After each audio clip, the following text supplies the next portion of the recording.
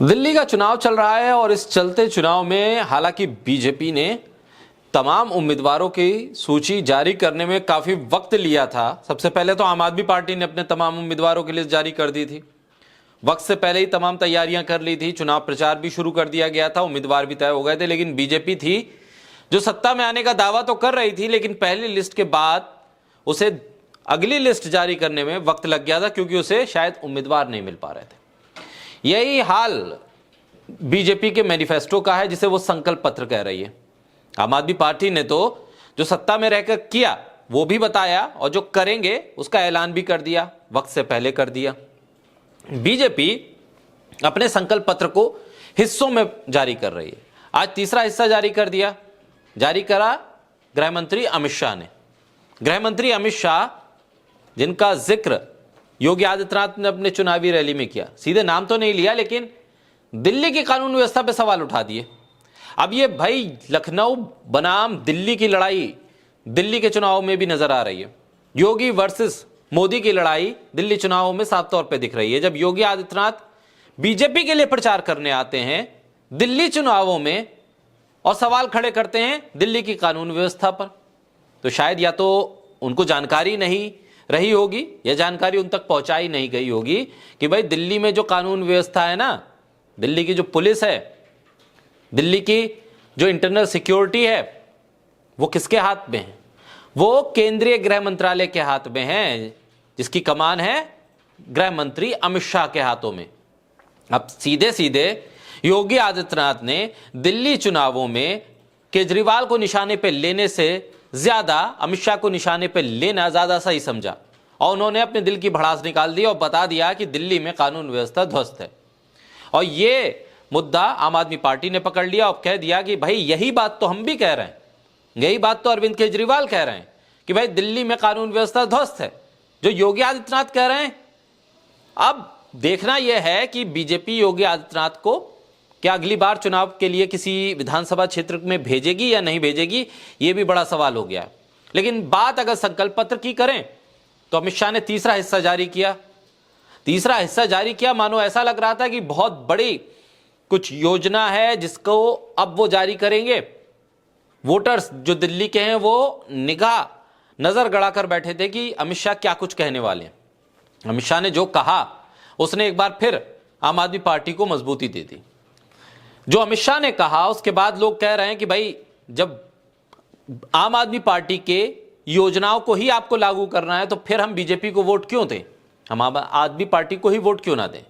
क्योंकि गृह मंत्री अमित शाह ने क्या कहा? अमित शाह ने कहा कि भाई जो दिल्ली में जन कल्याणकारी योजनाएं सरकार चला रही है हम उसे जस का तस चलता रहने देंगे।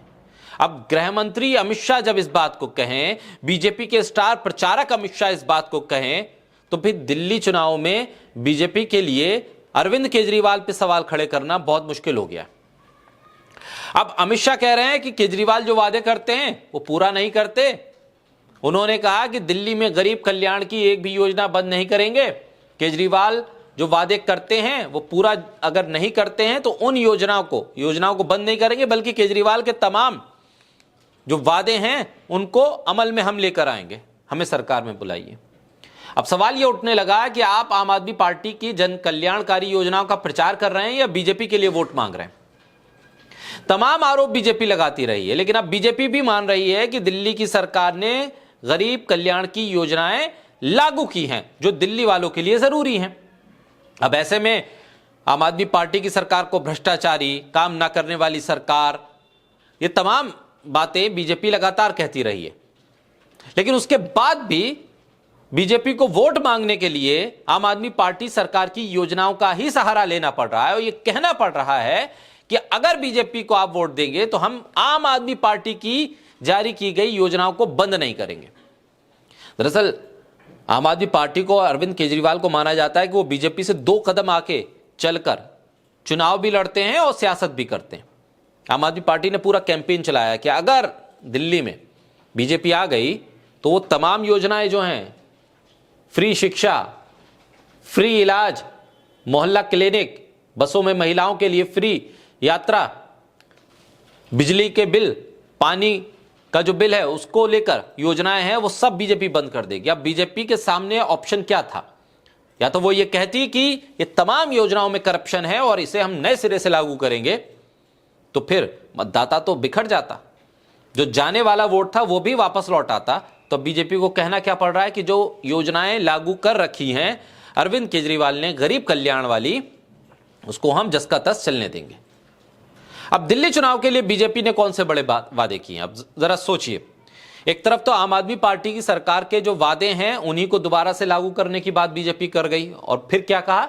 1700 अनअधिकृत कॉलोनियों को संपूर्ण मालिकाना हक देंगे, 13,000 सील दुकानों को दोबारा खोलेंगे, युवाओं के लिए 20 लाख स्वरोजगार पैदा करेंगे, श्रमिकों को 5 लाख तक का बीमा देंगे, यमुना रिवर फ्रंट का विकास करेंगे और यमुना को साफ करेंगे।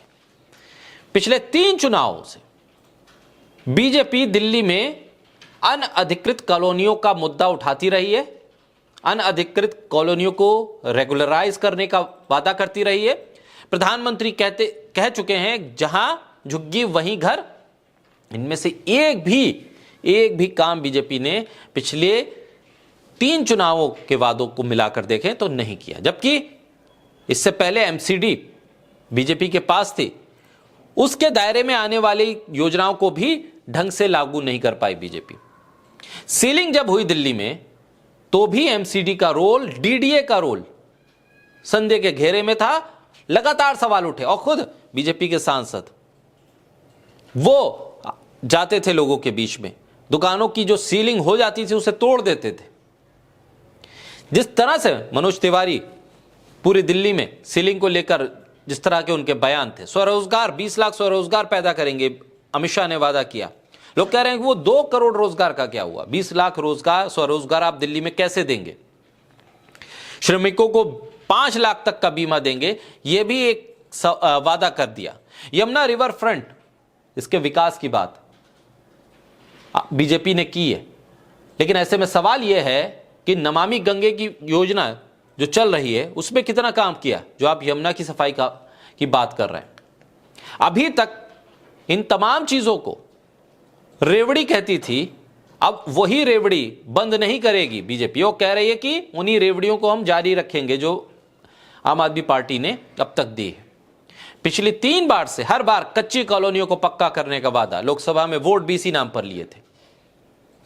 अब सवाल यह है कि बीजेपी के पास या तो अपने मुद्दे नहीं है, दिल्ली वालों को देने के लिए कोई नजरिया नहीं है, कोई ब्रॉड स्पेक्ट्रम नहीं है और प्रधानमंत्री के चेहरे के अलावा कोई चेहरा नहीं है।